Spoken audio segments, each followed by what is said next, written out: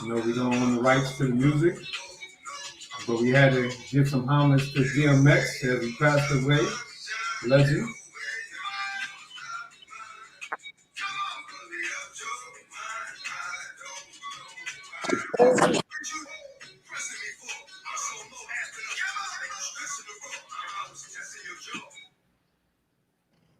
Well, we're gonna work on your audio.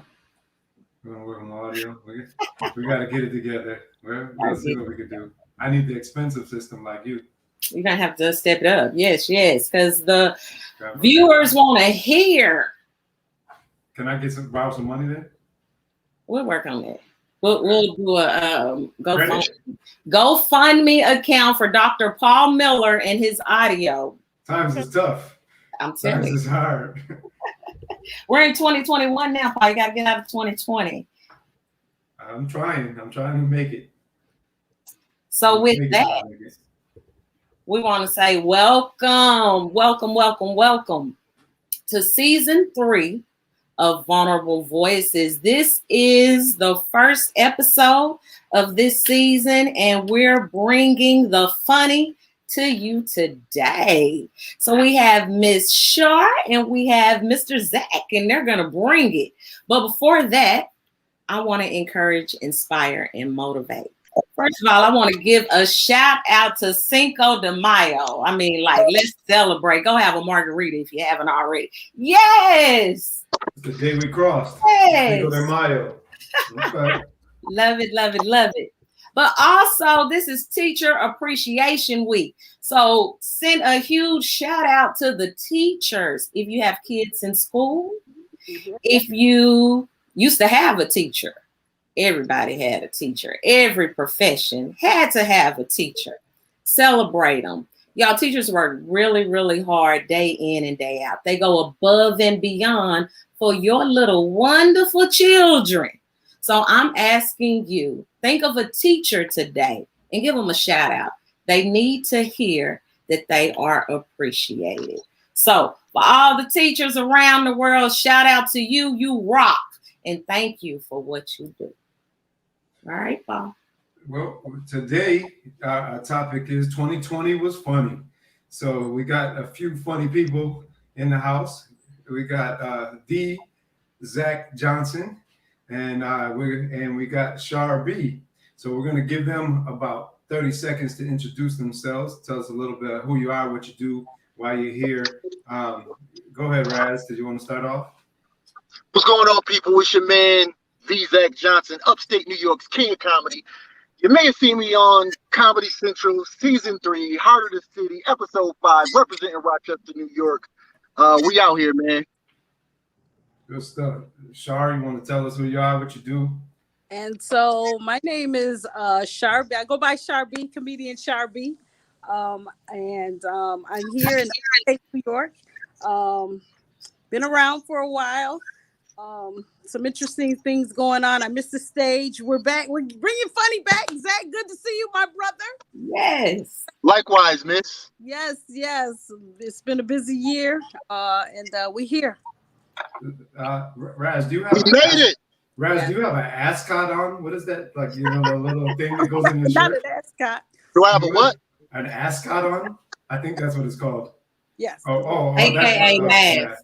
Right. Oh, you have a mask. Okay. It just looked like it was sitting there like you don't got sophisticated or something. I am very refined and sophisticated, but I also pay attention to COVID protocol. Yes. Okay. You started following the rules. I got you. So we're here today. We just want to chop it up with you guys. What? Now, 2020 definitely was funny because it threw us some curves. You guys are interesting people. Tell us, what was the craziest thing that happened to you during 2020? I got hood rich. Imagine that. What does that mean? Hood rich is when you have like $12,500 and all your bills are paid. That's hood rich. Okay, how did you? Right now, I could go buy like a 2011 Honda Accord cash right now. Hey, I'm hood rich. Okay, so what did you do with that money? Did you buy the Honda? What did you do? Nah, but I could if I want to. Okay, you're just gonna look at it. What about you, Shar? What was the craziest thing that happened to you 2020? I had to sit still in 2020. I actually became an adult. I paid some bills. I mean, I was, but I mean, you really sat still and you really had to, think of some things to do. And I actually, my business partner and I actually embarked on a business venture here in Rochester, New York. Actually, I'm on the 3rd floor of the first mayor's mansion, Jonathan Child, city of Rochester. So we opened up an event venue. And I got to say, it's been a whirlwind. It's been great. Hit the ground running September, and I don't see us taking our foot off the gas. 2020 was really good for us. So for some people, it really put me in a position where I had to think what's next. So a lot of people found themselves, whatever that is, and so opportunities came out. A lot of people had to, again, shift. There was definitely a shift in the atmosphere, and yeah.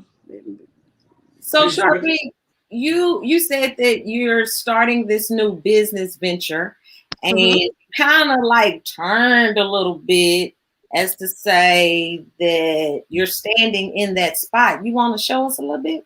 Yeah, well, this is the 3rd. We haven't done anything on this floor. I don't know if you guys can see it, but this is the boom boom room up here. Like people. Hey. So it's a lot going on. There's like what goes down in the boom boom room. Right. So this is what we call this P Valley, but this is the 3rd floor. It's almost like the Wow Factory. I don't even know how to turn this camera. Don't get me. I love it. And stuff. So we're having some work done up here. So a lot of people like to come and chill up here now that I guess it's legal to smoke. I guess that's what you can do up here. I don't know. But we got some things going on. Downstairs we have a fair going on right now, and I'll let Zach talk, and then I can take you guys around.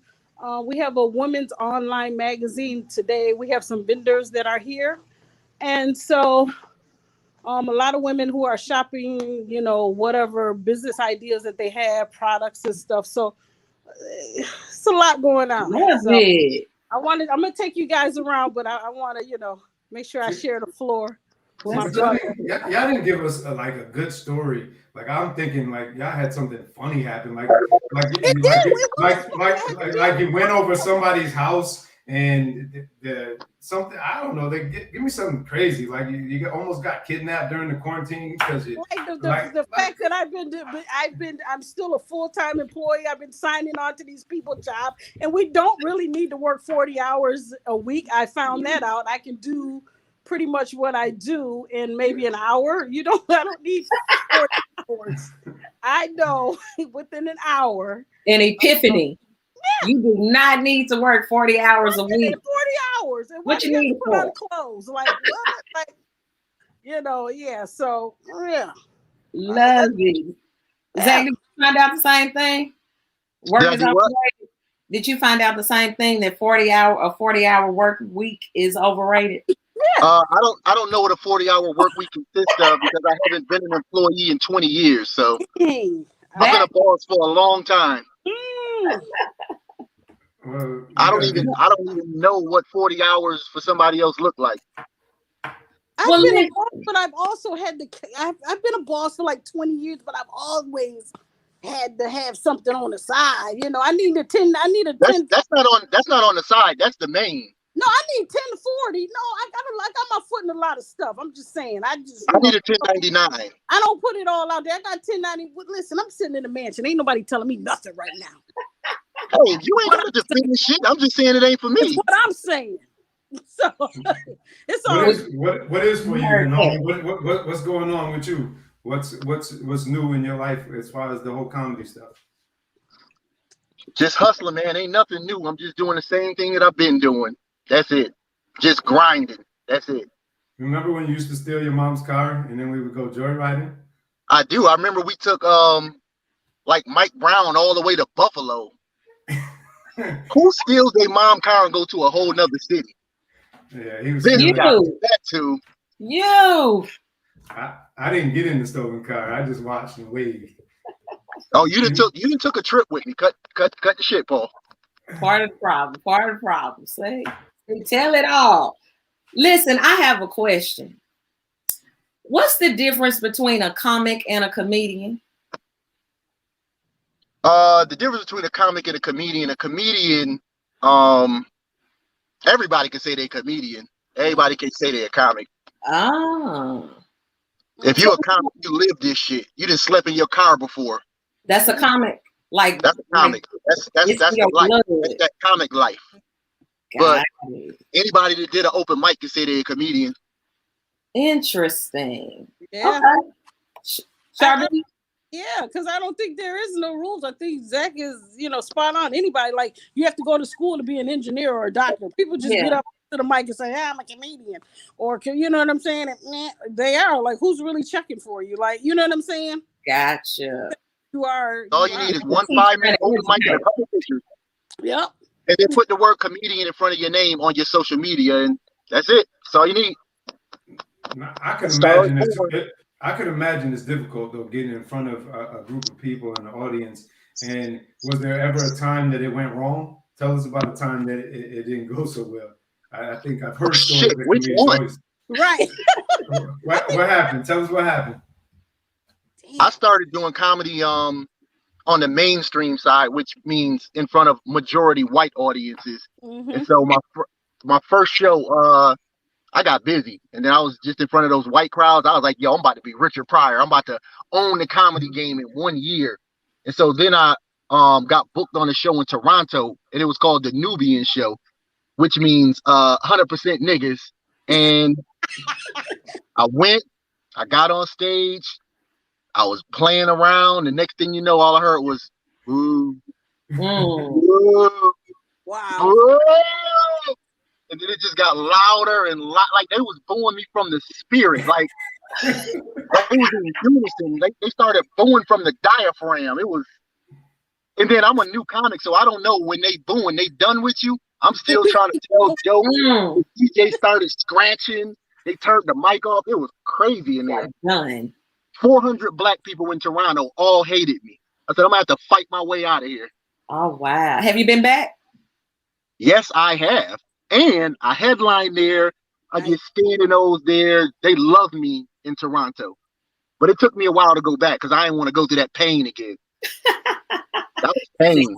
Success. It's not like they don't like what's coming out of your mouth. It's like, we don't like you. It was personal. You didn't cry, did you?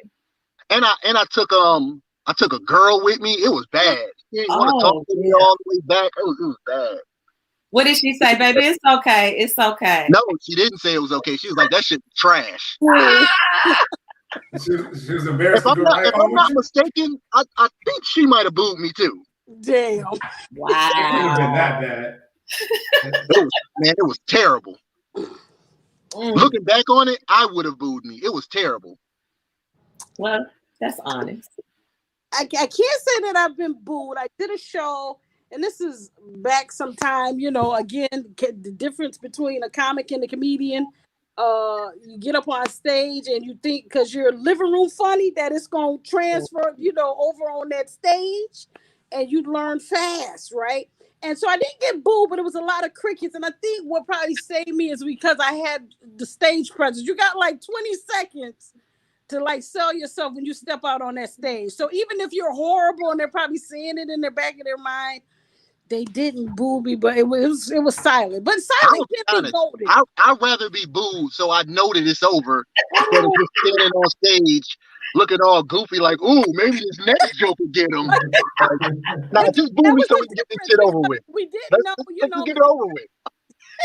Don't boo me. I don't know. And I think they probably were waiting for more. I don't know. We're our worst critics when we're on stage. Right? So, what they probably were waiting for me to finish, and I try to rush jokes. If they was quiet, they wanted your ass out of there. Get your ass up, Zach. Listen, it get real when you see the top of everybody's head and they looking in their phone and they face lit up and they like, that's the first sign, right? I wanted to end.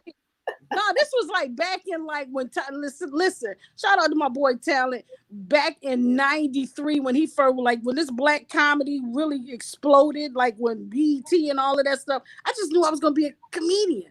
So I went out and he would give you opportunities like he does now and let people go on. That was over 30 years ago. So again, what I know now. You've been doing comedy for 30 years? Man, you know.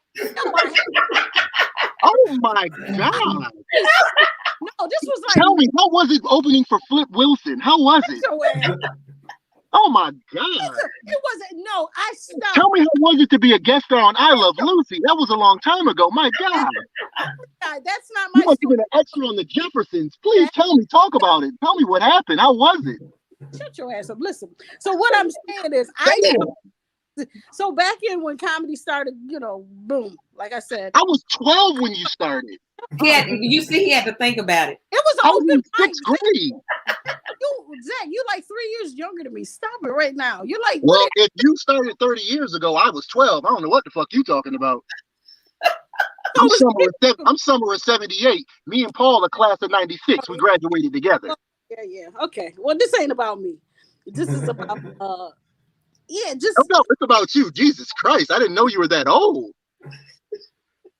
Old. Get in. How old are you? Don't do that. I'm 65. You look good to be 65. Thank you. I wouldn't have guessed you were 64. No, it was actually I'm not 65. I'm not 64. I'm not gonna give you my but it's I've been out old enough. She said she was doing comedy in 92. But it wasn't consistent. Again, it was that comic versus comedian. So I went out like when this comedy came out, I thought I did an open mic, the people loved me. I stopped. It wasn't until I saw you and Yolanda, almost 10, 11 years ago, that I picked this comedy thing back up. Okay. Look at you. So all I heard you say is just now is I'm your muse. Yeah, because if I was consistent, I'm telling you, I would be running down on these. If I stayed in the game, I'm just telling you, you already know. I would be so up there. I would be like Monique right now, fighting about being on Netflix right now. I'm just that confident that I could have had I stayed in. But there was other things that were, for me to do. So I don't take anything light. I'm more, I think I'm more serious as an artist now than I was back then. Again, that was just something I did. But the love when being, that first open mic and not really hearing what I needed to hear or being in a contest, the love of that comedy. I mean, it gnawed on me for years. It gnawed on me, right? And so, again, when I saw Zach and Yolanda's smiles, they really put that. I give it to you, bro. You really put that fire back in, inside of me that I wanted to do it again. So that's where I am. You're welcome. Oh, it's such a jerk. You're welcome. You can tell he really meant that. Vertigo. I did. I can't read him. No, I can't read Zach. That's the only child syndrome. I can't really, You're not supposed to read him. I can't. That's my dude, though. I'm not to be figured out. Well, Well, there you have it. Right. Well, let me ask y'all this, because I'm back on this teacher kick, and I know it's Teacher Appreciation Week, and teachers have class clowns, right? So like always showing out, telling the jokes, disturbing class. Not saying that you guys were that. Oh, I see a hand. I said that was you. That was you. What do you tell that child, and what do you tell the teacher to encourage the child, right? Not discourage him from his talent, right. But how do you fix that? What did you need to hear? I just let him be, man. I wasn't a class clown because a clown is someone that gets laughed at. I was the one who made people do the laughing. I did the redirecting of the laughing, or I was just deliberately defiant. So it wasn't like, hey guys, look at me, I'm gonna squirt some water today. Like, I wasn't that guy. My humor came from being sarcastic and cynical, and just being defiant. Some people would like to call it a jerk or an asshole, but I think that Always. might be a little harsh, A little. just a little bit. Always. It's not harsh. Right. You don't want to be the asshole. You want to be the whole ass. You know what I'm saying? Like, yeah. Well, there is a difference. Right. There is a difference. So, Char, what would you tell that teacher who's struggling with that baby? I don't know. Well, now because it's all Zoom, they don't even clock in like they're supposed to. Except in Texas. Wide open. If you can't control a kid on a Zoom call, then you got problems. Hit the goddamn mute button. Listen, they don't even show Just up that easy. time, but I'm just saying. I would true. tell the teacher, you got to foster that. But I mean, as a kid, you know, there's a time and a place to be a clown or whatever, you know. But who's really trying to hear that? This is like a joke right now. Like, I don't even know. I'm like, live life to the fullest. Listen, I don't know, because I think so many times adults you try to, I don't know, we try to I don't know, kind of stunt the kids' growth. Hey, you know what I'm saying? Your kids in there making noises, bebop, shut up. You know what I'm saying? Or kids in there playing with silly bands. Look what silly bands did for little white kids. You know what I'm saying? Rubber bands. Call it rubber bands. Because you didn't want your kids to do certain things. As parents, I think you should just foster whatever it is. You know what I'm saying? Love it. If you see your son playing with a baby doll, don't tell him he's going to be no girl. He's going to be a great dad. Let him play with that baby doll. Stop the foolishness. Like, love it. Yeah. You know what I'm saying? Let the Now, children's laughter remind us how it used to be. now you know 2020 was crazy because just with all the social justice issues we have, how do you guys incorporate like the social justice, or do you incorporate social justice into your routines, and especially if you're in a crowded room full of white folks? What does that look like? I just keep it a buck all the time, man. I'm always gonna be me, and I let them know that I think that some of the things that they have done are inherently evil, and that's pretty much it. I just call a spade, and they actually enjoy being called on this shit. Believe it or not, And like so, they're not oblivious to their privilege. Yeah. Now, is it different nowadays? Because you know, and I'm gonna come back to you, Shaw, so you can answer that. Is it different nowadays from the standpoint of where back, I think years ago, comedians could say whatever they want. They could call people whatever names they want. Like I know even now, making fun of gay people might get you, you know, they might, that community might throw stones at you. Like, the key is to be funny. You can still say whatever you want to say. Just make it funny. That's it. Yeah. Okay. And some people go for some people go for the shock comedy, and that's not the way. Your job is to be funny. Go up there and be funny. And so let's talk about those things that are topical. People, I've been referred as the female I don't know, like Chris Rock or whatever. Because I do a lot of political commentary, because that's what I am. I do a lot of topical stuff. So, I've never heard anybody call you that. Shut your tail up. I just will not play fair. Because I come with, you know what I'm saying, some of the topics that people. What did you say, Zach? Shut your ass up. No one has ever called you the female Chris Rock. That shit ain't never happened. Oh my God. We don't run in the same circles. What you talking about? Like I said, my God. Oh, that was really true. I let my window down. Oh my God. You should. I'm waiting. The female Chris Rock. Okay, cool. Listen, I'm talking. So, like I said, so I do a lot of political commentary. Whatever that, like, you know, a lot of the stuff like the Kevin Cat Williams and stuff, when they talk about, I do a lot. So I like a lot of political commentary. That's where I come from. So and so I welcome that. So a lot of the stuff is topical. A lot of the issues that come up are things that are going on that we're dealing with every day. Before this COVID, Trump was for me, that was a big thing, you know, and I would be in front of mixed audience, i.e. white folks, and they would, you know, again, it's your delivery. It's not, you know, what you say, it's sometimes how you say it.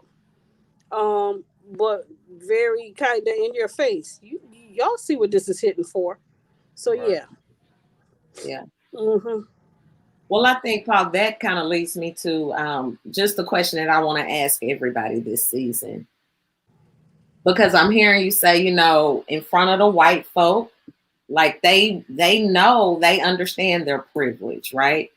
I'm hearing Shar talk about, well, when the Black comic thing got really big. Mm-hmm. And so my question to you two is, when was the first time you realized you were Black? I always knew I was Black. Did you? I'm blackety black. Like, right. I embrace the whole Black experience. Like, I'm Mr. Black. I go out of my way to spend with Black folks. I'm a defender of the culture. Like, I'm blackety black. Not when you used to date them white girls, you wasn't blackety black. Say that again? Not when you used to date them white girls, you wasn't blackety black. Name a white girl that I dated. Melanie, I think her name was. I just got some head. Nah, you was in love with that one, bro. I definitely didn't date her. I got the love notes. I'm gonna share my screen. Don't make me share the screen. Drove her Ultima, drove her Maxima, whatever. You gotta understand the difference.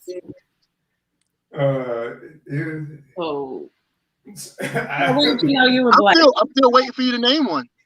That wasn't you wasn't in love on that one? The first person I was in love with was my daughter's mom, and I was 21. So no, we're not talking about no girl that I met in 9th grade. I don't even count that.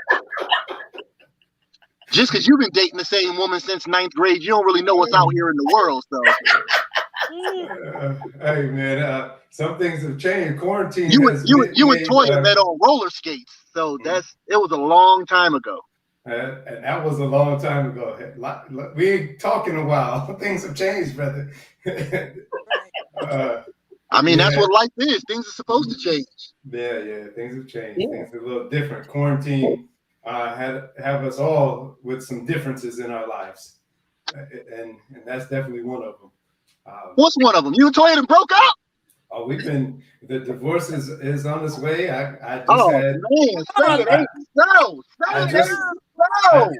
just had a baby. That's all. Yeah. Oh, wow. Well, this needs to be a living room conversation. Okay. You're 42 and still having babies? I'm 43. It's still working. God. Right. Yeah. What is this world coming to? Hey. See what happens in 2020? That quarantine get to you. That's what happens in 2020. Some quarantine coochie and then shot the club up.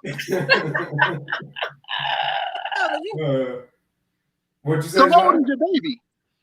She is a little over a month old. Oh my God, she's brand new. It's brand new. Holy shit. Yeah. Are you surprised? You're inspiring me. I think I'm gonna go have another one now. I think if you could do it, I could do it. Make one tonight. Go ahead. I mean, my dad was 44 when he had me, so it's doable. You don't want to be 70 going to parent conferences. Yo, you realize when your kids start school, they're gonna be like, yo, your grandfather is so nice. I am getting a couple grades up in here too. I see you got a few too. Man, I got a whole bunch, and I don't even try to hide it. Them young girls love that shit. Them little young things love this shit. I don't know about that one. You don't have to know about it. Trust me, sir. Mr. Hollywood. So what's next? I'm gonna tell you, Mr. Hollywood. What's next for you, Zach? Doing the same shit that I've been doing. Okay. That's it. Okay. Hustling. Every day I'm hustling. We out here. Are y'all doing live shows now? Is that open back up for you guys? They finally starting to pick back up. Yeah. New York State. I got a weekend coming up at the Cleveland Improv. Last night I was in Greer, South Carolina. I do a Thursday night every Thursday in Charlotte. I got a show on Saturday in Fayetteville. I'm doing a little something, man. But my lifestyle ain't really totally based around comedy. I'm a businessman. I got 2 Airbnbs. About to start a vending machine business. I'm a hustler. I'm gonna get this money. That's it. That's You it. know what's interesting though. Now I know your first love back in the day, and it was a long time ago, which you was probably one of the better people that I've ever heard. Man, yeah, Raz was nice. He was a rapper. But Let's be clear about it. I wasn't one of the best. I was the best. Come on. Hey, so Boy, I'll tell you. you know, can you still go? Can you still No, go? it doesn't even interest me. No, I remember not at all. We were riding one day and we were chilling, and there was remember the Art of Noise? Like it was hold on, let me see, I got it here too. The Art of Noise was on, and you just went on a freestyle tangent, and like this music. Oh yeah, I remember that beat. I knew what beat you were talking about. And he just went on it, and now we don't own the rights to this music either, but he just went on it for a good, like this is like a 10-minute song, and he was just going and going. Freestyling wasn't nothing back in the day. And the funny thing is, comedy, like writing, because I'm a writer, so writing a joke and writing a song or writing a bar in hip hop is damn near the same. So with comedy, you write 2 sentences. That's the setup. The third sentence is the punchline, and then you tag that. A lot of people don't know that, but there's a art to writing, or a strategy to writing comedy. I write what's called a PSP form. That's premise, setup, punchline, tag, tag, tag, tag, tag. So writing a joke and writing a bar is the same. Like the part where you rapping and then the beat drop and then you say something and then the crowd be like, oh, that's literally the same as writing a joke, except where the oh part is, that's where the laughter comes in. It's damn near the same. We learned something today. Yeah. What's your process, Shar? Thank you. Yeah, you're supposed to have the premise, the setup. With me, there is that formula. With me, it depends. Like you have to have a set. You need to have material. But you gauge what the audience, how the audience is going, and sometimes that does not translate well because you need something to go back because you may be able to work the crowd. But once that is over, what's next? So you definitely have to have a premise. You have to have the setup. You have to have the punchline. You have to be able to tag. Most of my people that I've done comedy have been doing the same jokes for years. And it works for them because that's, what people are used to. But for me, I don't like when people, and it's never been that. I mean, I do have stuff that I go to, that you're going to be able to remember what my joke is. But it's, in all fairness to the artist, when you're a singer, you don't change the verse to a song, right? So it's kind of the same as a comedian. They have to have a go-to. You have to have the setup. You have to be able to the punch. When the tag, when to writing a good hit is like writing a hit song. Yeah, and so for me, I don't do. It don't always happen. Right. I'm like Jay and Biggie. They didn't write stuff down, right? Well, that ain't me. And I done heard Jay spit some bullshit too, so maybe he should have wrote it down. Have y'all ever forgotten your lines? I've even heard with the setup, the punches and all of that still be bullshit. So sometimes, especially if an asshole is delivering it, nobody wants to hear it. It doesn't like. So for me, I think persona, your stage presence trumps all of that. Yeah, I think the jokes trump all of that. It comes down to your writing. You could be the coolest, most relatable and relevant person on earth, but if you're doing 20 minutes, first 4 minutes, you could do all the laughing and joking and all the crowd work, but after that, you better tell a motherfucking joke. Right, which is true. So you definitely have to know how to maneuver that thing. Have you ever forgotten your joke on stage? No, because I'm seasoned. However, that's the difference. I've forgotten pieces, but not, nothing that would make a difference. Like nothing that y'all would realize. I can tell. Right. So you wouldn't know. Right. Right. Like I just I was headlining in Detroit recently, and we pretty much had a year off, and I haven't done an hour in so long, and I got on stage and I was like, damn, I forgot a piece of that joke. And I just kept saying it in my head because I've done it so much. think that you know it, but after Yeah, 6 months to a year off, that shit was different. yeah, that's good. I got to about 50 minutes and I wanted to be like, hey, where the Virgos at? Like, make some noise if you got eyebrows. We all got So that's eyebrows. what we look. So now we know when that comes out, like, Right. man, got it. That's a nigga doing this. At How that you point. doing? Right, reaching. Right. Yeah. How y'all feeling tonight? Oh, well, 20. Everybody good. Y'all look good tonight. Shit, man. Make some noise for COVID. I want to talk about, right? I gotta say, I miss being on stage. I know other parts of the world have opened up, haven't closed, don't give a damn about COVID. But New York State, man, Cuomo, he ran down on us. He wouldn't allow us to do anything. So it's real. Yo, what capacity are y'all at now? Probably 33%, No, it's like 200 for large venues. 33%? depending on the size Yeah. of it. Like the venue. God damn. Yeah, it's little. Oh yeah, I live in Charlotte. They don't give a fuck down here. I know, and everybody I know from Charlotte fucking tested positive for COVID. I'm just saying.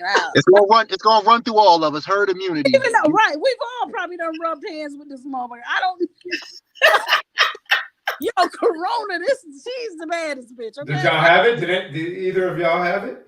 I had it twice. What? Nice. I had it in January of last year before it was cool, before everybody jumped on it, started bandwagoning, and then I had it probably 3 weeks ago. Oh wow. I was down for 2 weeks.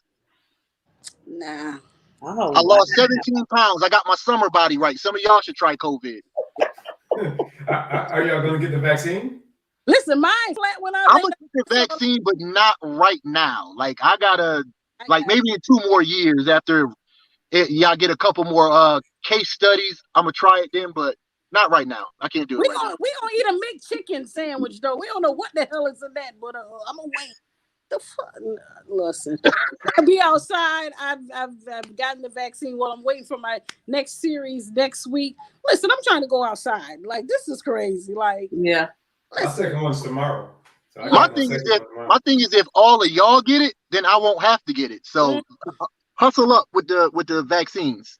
Yeah, but your luck not too good, Zach. I mean, damn, twice. At Uno twice. The fuck? Be like that. You might want to rethink that. Nah, I'm gonna wait it out. What variant you on, God? Fuck, 2 times. No, I'll be out here in these streets.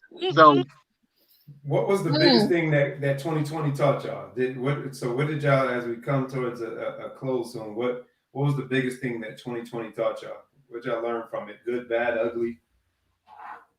2020 was damn near one of the greatest years of my life. I don't know how to, like, 2020 was amazing. Why? Why was it so amazing? I told you, I got my money up. Okay. I got my health. I made the most money and did the least amount of comedy. So it gave me a time to put things into perspective and to really figure out what's important. Right, and what's important is my financial wellness, my mental wellness, and my physical health. That's it. All that other shit is trivial. Right. We could work through all of that other stuff. That's real talk. What about you, Sean? And now for you in the dark? What you turn the light? What you about to have sex? I was gonna walk downstairs. She didn't pay the RG&E. Oh my! So fast for me. Listen. Life waits for no one. Life owes us nothing. Like I'm really just things that I was scared to. Never really been scared, but some things that I've probably been a little apprehensive about. I'm just pushing the gas on it. I'm not waiting. I'm pulling my retirement out of this place that I've given my blood, sweat, and tears for, and I'm moving on. People are like, "What are you doing with your money? You should roll it over." I don't know what's going.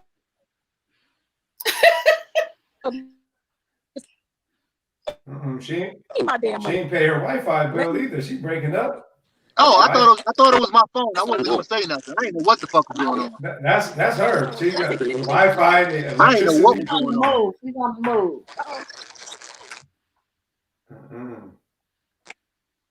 Yeah, Wi-Fi, electricity. Yeah, we couldn't hear you, Shar. We lost you because you didn't pay the Wi-Fi bill.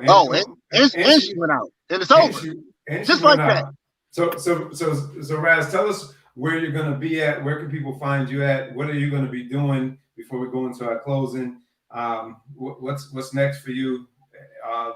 Where can people get you at?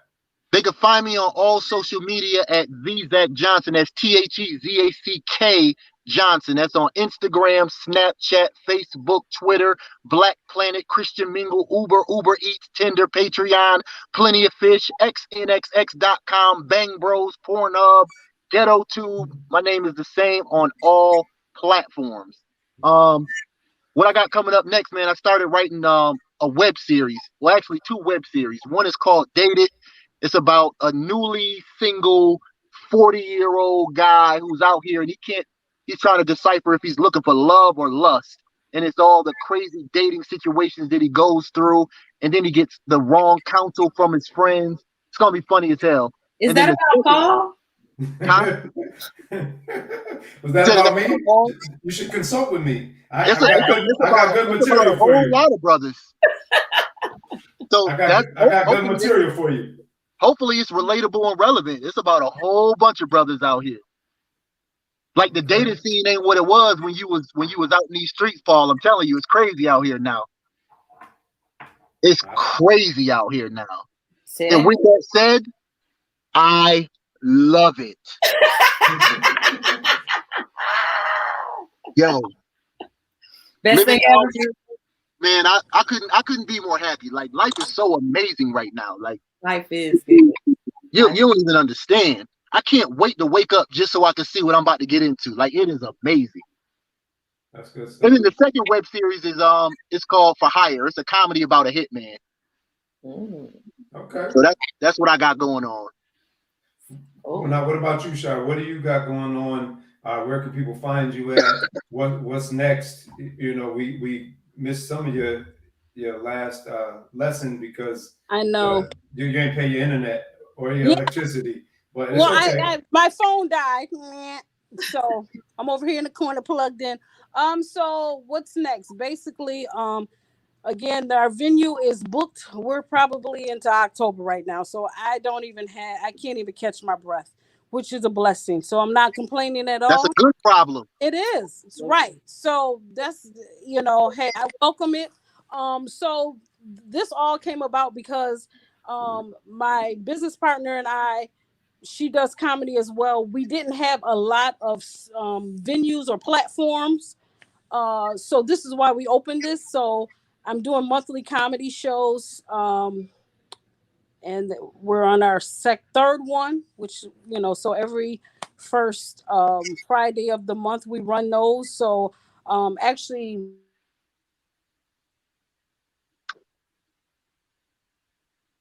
She gone again. Okay. Some locals. Zach's best friend, Uncle Trent's gonna bless the mic. He's good to see him back out. So we're in Rochester, really just trying to get our bearings back. So just providing that opportunity for my brothers and sisters in comedy. Zach, I'm waiting for you to bless the mic with your smart ass. When you say blessed, what does that mean? Get on. When you gonna do something? When you cut the check, that's when I'll do something. What's your budget? You said that to say what? I'm saying that to say, cut the check and my black ass will be there. They're paid events, guys. So these comics, like I said, they're being flown in. One of my girlfriends, she's coming in from Chicago. Really? You're flying people in. We ain't playing, we running down on them. So listen, so that's basically that's what I'm doing in a nutshell. Shit, I'm about to be funny. Fly me in. Don't quit your day job, Paul. Yes, I'm excited. I said, Aisha, maybe. Yeah. Back to this booking you were talking about. What does the calendar look like? We'll talk offline, definitely. I'm about to say, don't try to just glaze over that shit. Oh, no glazing. You busy. I mean, you ain't getting called because she ain't say it on the air, so you ain't getting called. It ain't official if she don't say it on the air because when this shit is over, we're not going to communicate. Let's be real.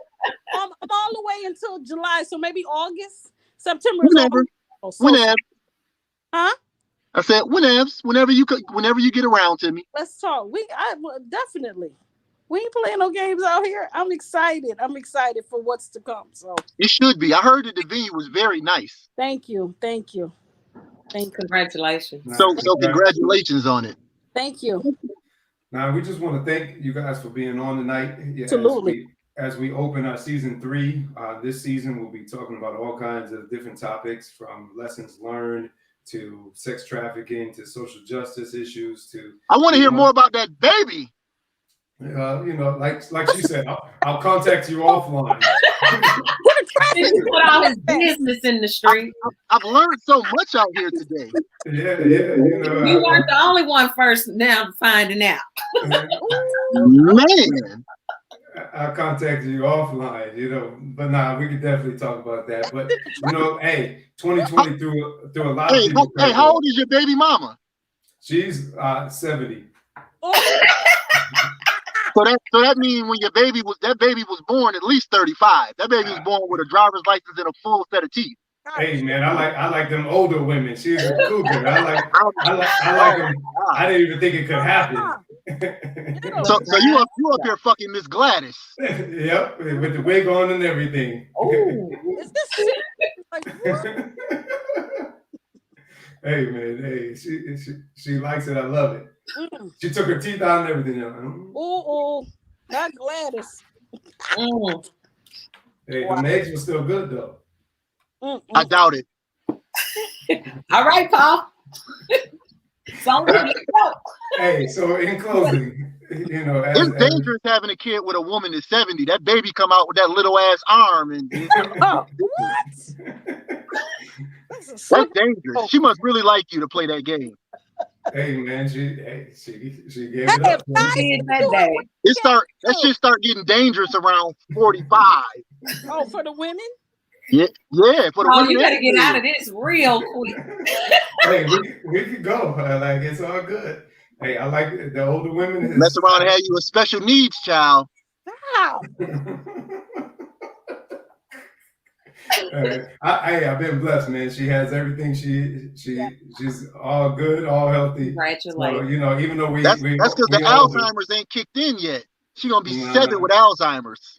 Hey man, when her mama kicked the bucket, I get the pension plan. She's already in the retirement age. Okay, that's the Paul I know. That's forward thinking Paul. That's the.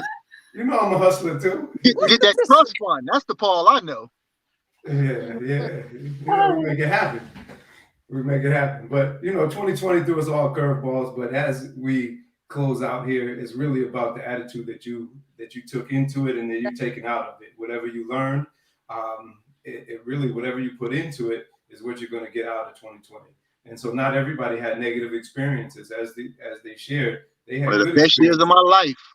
And it was because you worked for it and you didn't allow it to put you in a spot where you couldn't be successful. And instead you used it to, instead of your excuse, you turned it into your reason.